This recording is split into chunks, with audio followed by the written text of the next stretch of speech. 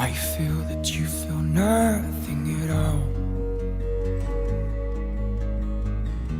But I see that you see the blood on the wall.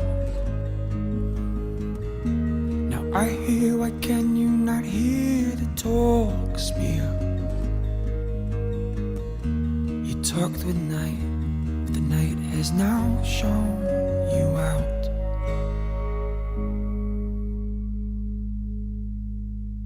So I play the drums of war. Oh, oh, oh, I play the drums of war. Oh, oh, 'cause I'm bleeding out. Right. You see this cut upon my chest. I'm bleeding out. Right. The selfless love that I invested in. I know,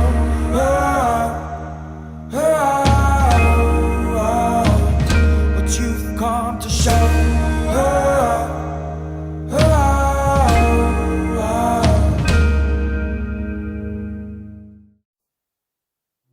After the chaos, Spawn has become devoid of life. Almost everybody has moved far away. Despite their anger and frustration, Loppezz still holds out hope they can talk some sense into Farkie. But containing him long enough to get this done will be a difficult task. Therefore, Loppezz forced Kotak to build a prison that could hold Farkie for long enough to give Loppezz a chance. The brigade had almost been dormant, having withdrawn back to their secretive fortress located thousands of blocks from Spawn. Ben and T5 have conducted thorough investigations of the land, trying to find Farkie, but have come to the conclusion that he might be permanently dead. Erica and Hulu have been residing at their holiday home near Spawn. They have been under Kotak's watchful protection as they hide from Blake. However, one day they would receive an unexpected visitor.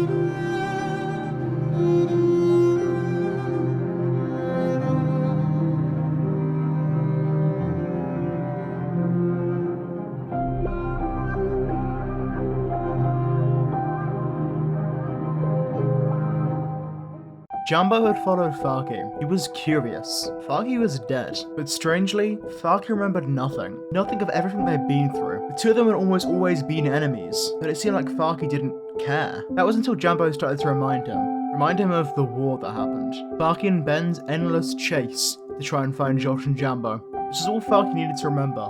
That the war was not over. He had to kill Jambo. What was he doing? But it had been a complete setup. Loppezz had been willing to sacrifice Jambo's last canon life just to find Farkie, and now they finally had him.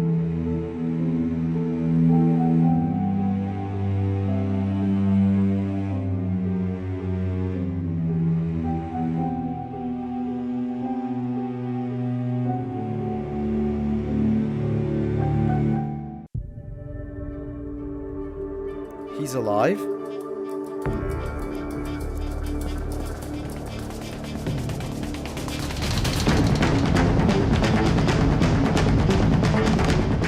It was completely inevitable that Blake would find out that Farkie was still alive and imprisoned near Spawn. Nothing escaped his watchful eye around that. Despite the urgency of the mission, Ben and T5 only chose to bring the essentials. They were running low on supplies and did not want to dig into their doomsday bunker.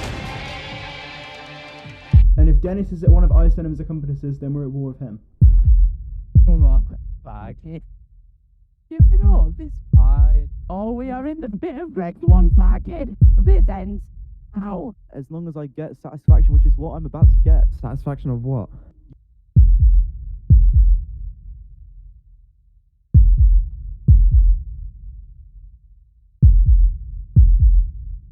Loppezz and Kotick come to see Farkie the next day to see if anything had changed. He had been starting to remember things, and questioned why Kotick was helping Loppezz. Kotick told him he didn't really have a choice. The brigade were here, but instead of Loppezz leaving to investigate, Kotick went instead, whilst Loppezz promised to keep Farkie safe and secure.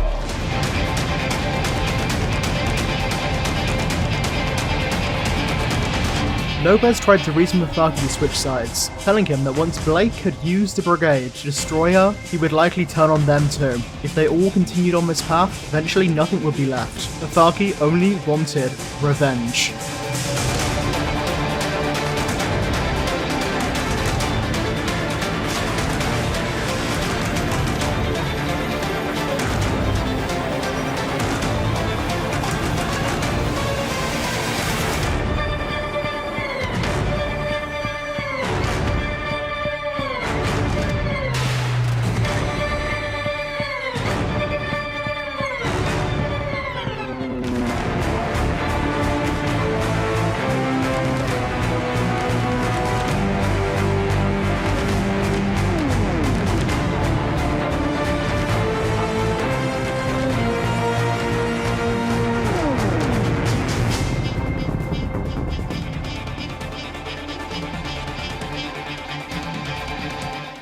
The brigade were finally back together again, back at their fortress and carrying a fresh victory. However, both the brigade and Blake knew that this was not over.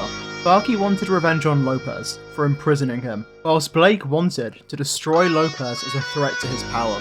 Loppezz and the image of hope she portrayed were Blake's last threat. They would have to do something radical to stop Loppezz. After all, not all cats have 9 lives. Following the chaos, Loppezz rallied everyone they could find at Spawn, telling them that Spawn was now under direct threat from Blake and the brigade. Even though they all now lived far away, they had to defend what was left of their past. It was what Zombie would have wanted. Seeing this display of unity from Loppezz and the rest of the people, Blake sent out an ultimatum. Loppezz could either leave Spawn as soon as possible, or Spawn would face the full combined might of the brigade and Greg's, a spectacle not seen since the Great War all those months ago. The brigade had been hard at work preparing, but Ben, Farkie and T5 knew that to really scare the people into submission, this time they had to pull off the unthinkable. A plan so incredibly bold and outlandish that it required more than they had on hand. Ben had scored an old favour. The brigade had assisted Kotick in an attempt to assassinate Loppezz a few months back, and in return, Kotick would now help them with their operation to destroy Spawn. Loppezz would not suspect Kotick, and with their back turned, he could place TNT all underneath Spawn, without anybody getting suspicious of him.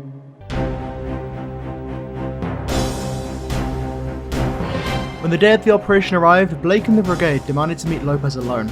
Blake and Farkie confronted Loppezz in the ballroom. Farkie expressed his anger at Loppezz for capturing him and imprisoning him when he was confused and lost. Blake told Loppezz that he had given them the chance, but they had refused it. Whatever happened next would be their fault, not Blake's. Loppezz told them they had an army ready to protect Spawn, but Blake and the brigade had their own trump card.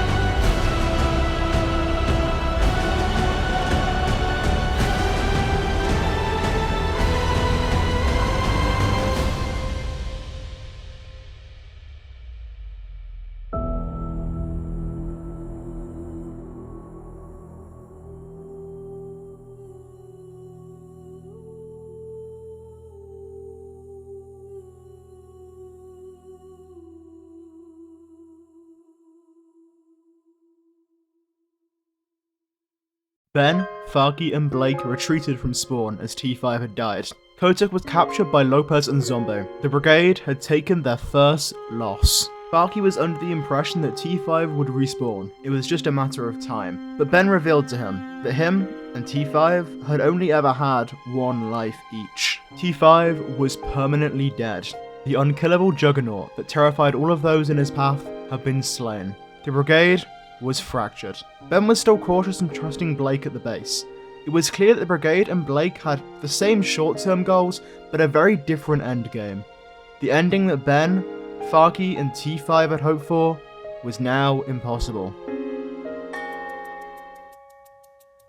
After their much-needed victory against the brigade, Zombie and Loppezz moved away. Whilst the battle had been a victory, the war was not over. They would need to regroup, reorganize, and keep fighting from a brand new base that they would call New Spawn. It was from here that they would need to assemble an army to take down Blake and the brigade. Kotak was eventually transferred to a brand new high-security prison that Loppezz and Zombie had built painstakingly to hold him no matter the cost. The Elder Guardian, protecting the prison and giving everybody mining fatigue, made it impossible for the prisoner to escape, whilst also acting as a deterrent to anybody that tried to break Kotak out, and they would definitely need it. Many of the scattered remains of the people rallied to New Spawn, including Sriracha, Mullenly, Snowlar, Wallace, and Chen. This time, Lopezz's rebellion, backed up by Zombie, would finally do something. They had already captured Kotak, and it was only a matter of time before Blake found it, Lopezz's disc, that they must have dropped on the way to their new location. Blake was on their trail, looking for Zombie and Loppezz. And now, he'd found them. Knowing that Kotak would probably be there, it was an opportunity to break him out. Ben was against this. It was too risky, and they had no idea how the prison even worked. But Farkie, knowing that Kotak was a valuable ally, convinced Ben this was a good idea. Kotak's wealth and resources could help them win the war. Despite the risks, Farkie and Ben would be the ones to spring the trap and rescue Kotak. Blake waited nearby to assist with extraction. The two went their separate ways, attacking the prison from both sides. Farkie would be the one to actually rescue Kotak from the cell, and to avoid any unnecessary risk, he would have to trap the guard, which would buy time for Ben to complete his part of the mission. Ben's side of the plan would be to destroy the Guardians, which provided mining fatigue to anybody in the area. Without it, Farkie would be as trapped as Kotak in that cell. But Loppezz caught him, trapping him to drown. With the Guardian alive longer than expected, Farkie was trapped in Kotak's cell with him, unable to mine out. Ben had to kill that Guardian, despite the fact that he was drowning. He channeled every last bit of air he had in him to finally kill the Guardian. With this, Farkie could now start mining out of the cell, so that him and Kotak could make a quick getaway. Once at the surface, they would link up with Ben and Blake, escaping to the brigade base. Ben gave it everything he had to try and get out of that cage. However, he did not have enough air to get out, and drowned, a noble sacrifice. When Farkie found Blake, it was then that he realised Ben never made it out. He was dead. Farkie had remembered what Ben had told him. Ben's one life had been lost. What had it all been worth? So much loss for so little gain. And now, 3 brothers were reduced to 1. All for Blake's war on Zombie and Loppezz. How would he go on? Like this? Alone? They had already lost, and Blake couldn't see it. He was too busy getting lost in his delusions of grandeur. Delusions which had destroyed the brigade. Perhaps it was time to finally step away for one last time. Seeing his strongest ally walk away was a weakness for Blake. He was now pretty much alone, but his ego would not let him quit. He needed to get back the conduit, which he had given to Shay for safekeeping after the Greg's War. Shay's island was a secluded place, a neutral ground between the red and its antidote, the blue. Conduit was kept in the lighthouse, which Shay could control access to, ensuring it was safe from Zombie and Loppezz. However, when Blake asked, Shay refused to give it to him after what had happened at Spawn. She, like many others, had been convinced that Blake only wanted to stop Zombie, but that was far from the truth. Hearing this, Blake had to resort to threatening her. Greg's is mine again, and there's nothing that no one can do to stop me. Like, I have the red, I have Greg's, I've got the brigade. Exactly. You have the red. I have you the red. everything, Shay! I have everything! In my fucking hand, Shay. Everything. Every single bit of power I possess. Like, you may have power. You may be strong. You may have everyone on your side, but you will never, ever be free. Ever. While Blake wanted to kill Shay where she stood, he couldn't. If he did, he would lose access to the conduit forever. Meanwhile, Zombie and Loppezz were looking for their own greater advantages over Blake. They knew that Farkie's belief for fighting for Blake was wavering. Perhaps, if they could get a message out to him, they could convince him to change sides. But finding him would be their first hurdle. Their only lead was Snowlar, who had run away from New Spawn. They had taken refuge in Farkie's old alien vaults. Wallace was dispatched to try and find them.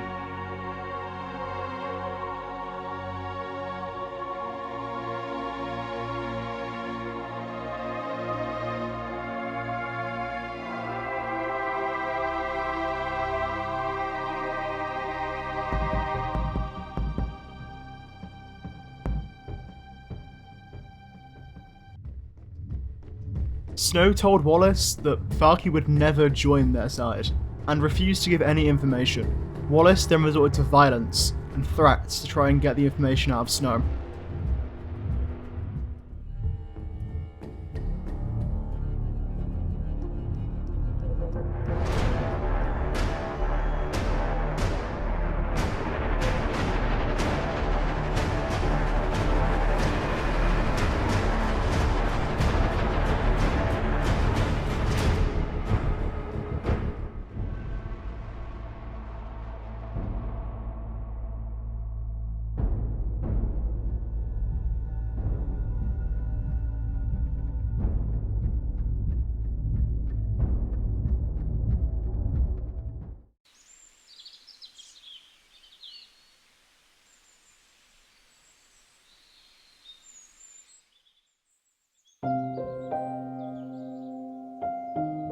Farkie would return to Erica's home, where he had been hiding for the last week. In that time, the two had become good friends. Farkie told Erica about what had happened. He believed it was completely unacceptable for Loppezz and Zombie to send people out to hurt and bully innocent people. He had come to the conclusion that the fight wasn't just Blake's fight anymore. It was his too, to protect his friends.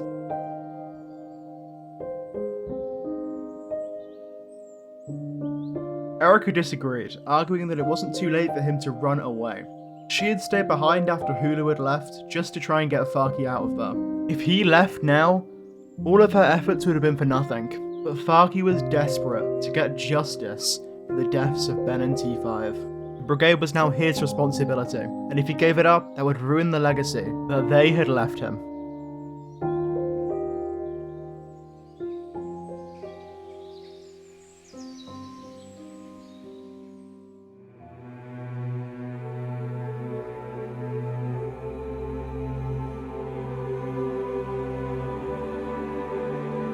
I'm putting together a team. Are you in?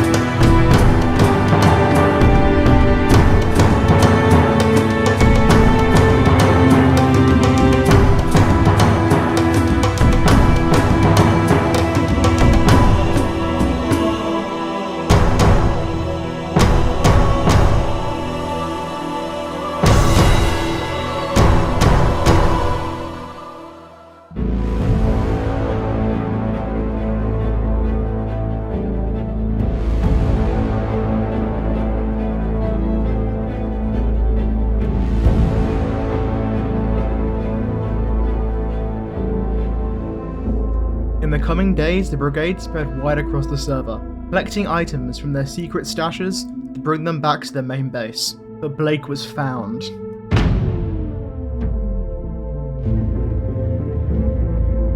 They threatened and questioned him, preparing to kill him, but then Farkie arrived.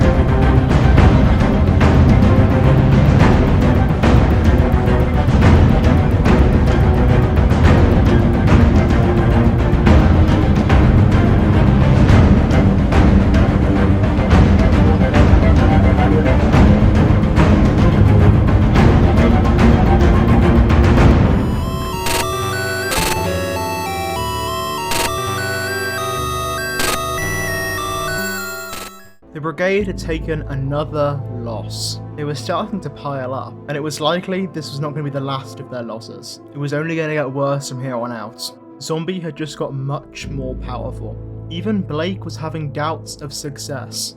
Farkie would give Kotak 6 blocks of netherite, and in return, he would get him 2 double chests of Turtle Master Potions. These would give the brigade a defensive advantage over Loppezz and Zombie.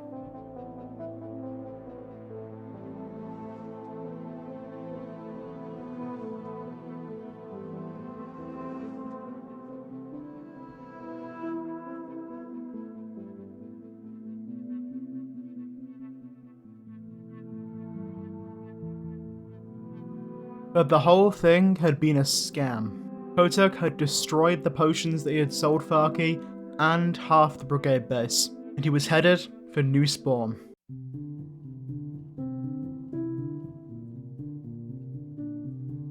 But first, a quick detour. Zombie took Loppezz, Kotak, Munnelly, and Wallace to Shay's Island. Zombie explained to them what the blue was, a counterweight to the red, which similarly granted the infected immense power. Shay agreed to letting Zombie do what he was about to do. He explained to them that using the conduit, he would be able to share his power with them. Kotak questioned how this would even work, saying it was impossible, but Zombie assured them that they could trust him.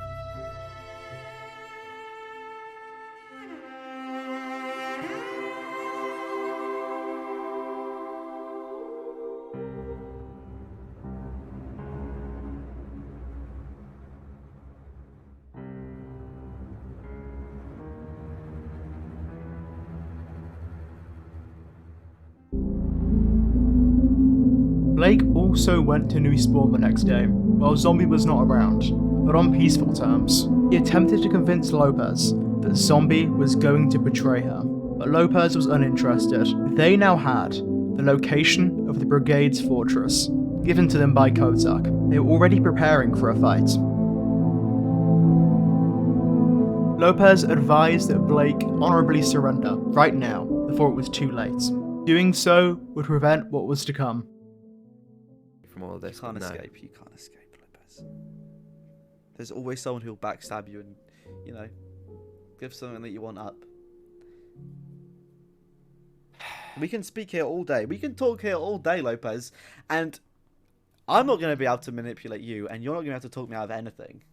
So, you know, there's no point trying. All I have to, all I hope one day is we could set this aside. It's not gonna Start over, start fresh. But you don't want that. And soon you'll realize that it's actually something to cherish. When you're dead, When I'm I'll look over your grave. And do you know what I remember? what? Nothing.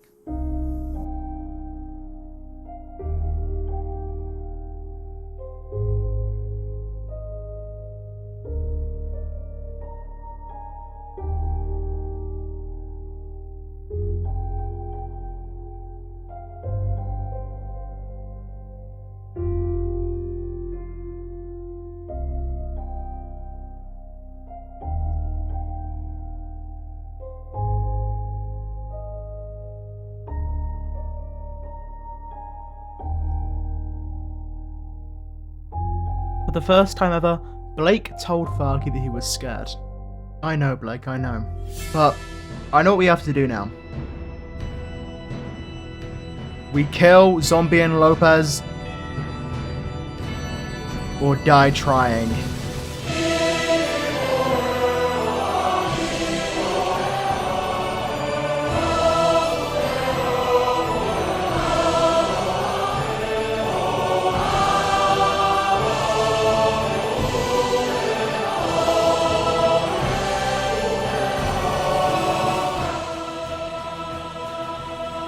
Zombie had been busy preparing a brand new forward operating base to keep all the supplies for his team. Every diamond ever mined, every netherite armor crafted, everything was here, because this fight was nothing or everything. Either the brigade are destroyed, restoring peace, or the brigade wins, and Blake has the ultimate power on the server, again.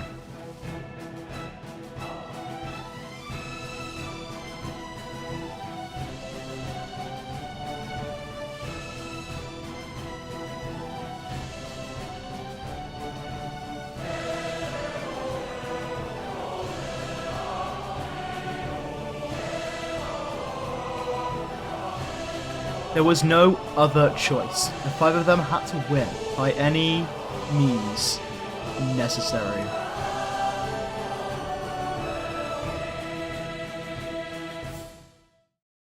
But they quickly found out, the whole time, somebody had been watching them.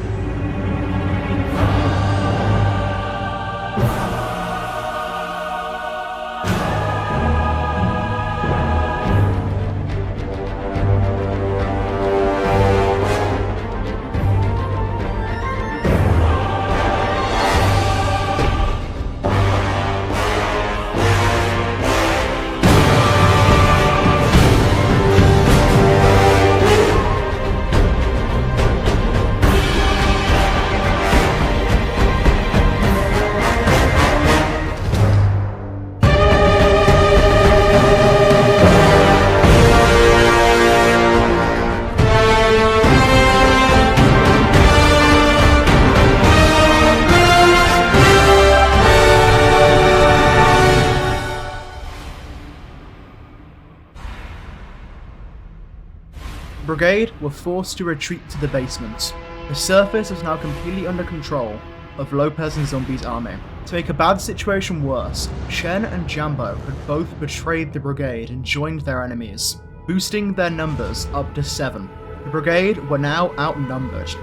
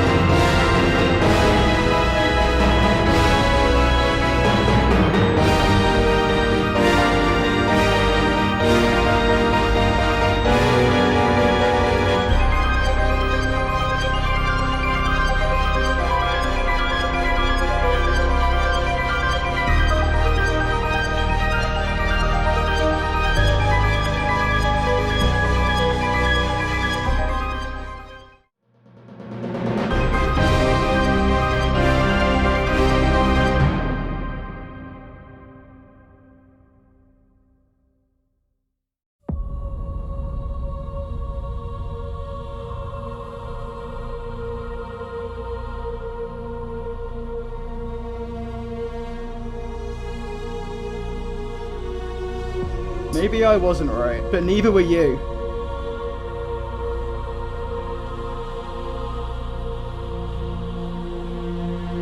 We've always been in the right, Farkie. I've been fighting for what's right. You've just been a cover-up this whole time, helping him. You with don't his scheme. understand. Give it up. Oh, I understand, Farkie. You don't even know what the red is. It's over.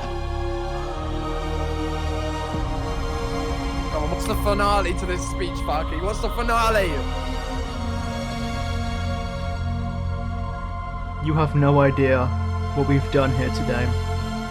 Loppezz, I wish I could feel sorry for you.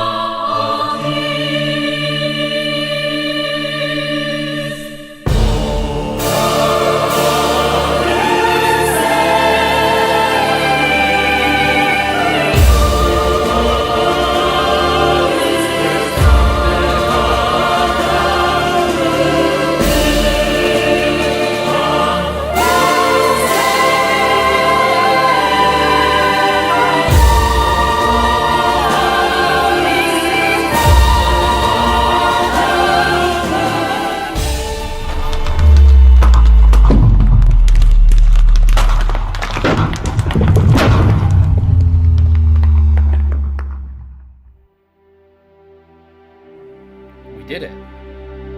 We actually did it. Friends, ex-enemies, Koto, be proud. Be proud of yourselves in this moment. Did you really think that it would be this easy? Did you really believe I was your savior? How sweet. Blake was right, you know. You shouldn't have trusted me.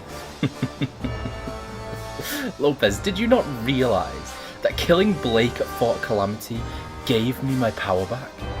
Did you all really blindly follow me into transferring the blue in all of you? You think I would give up that power? I stole a quarter of each of your lives to give me another, as a sort of insurance for today. And finally, to ensure I would not be found out, I murdered Shay before she could warn any of you. And none of you even gave her a second thought. Pathetic.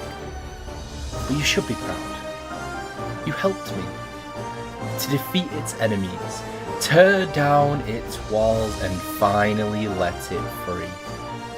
With both the red and blue's power, I will be unstoppable. I hold all the power. Greg's is the one true God. And Greg's always wins.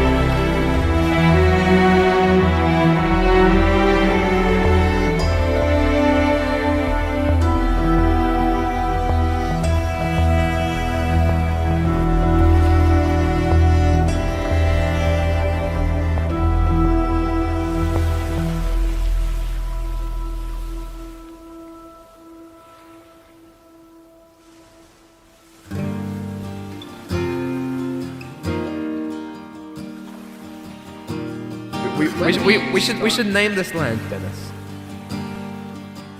as a tribute to getting away and eventually making our return. Foreverland.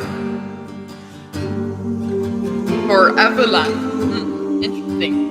Welcome to the Foreverland.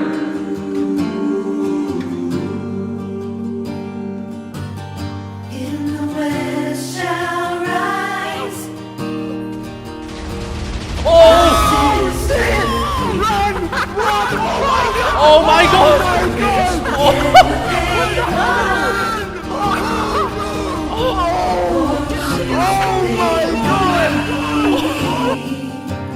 Take what you need, leave what you can. There's never been a truer word.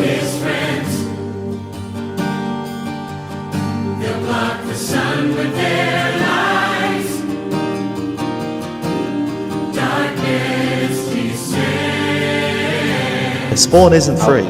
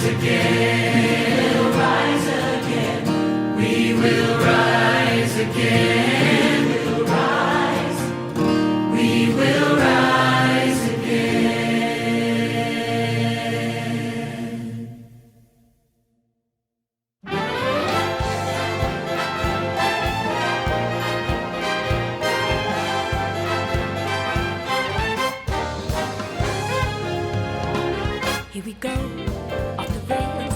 Don't you know it's time to raise our sails?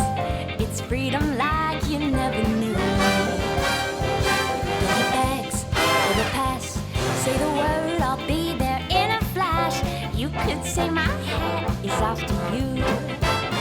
Or we could zoom all the way to the moon from this great wide wacky world. Jump with me, coins with me, oh yeah.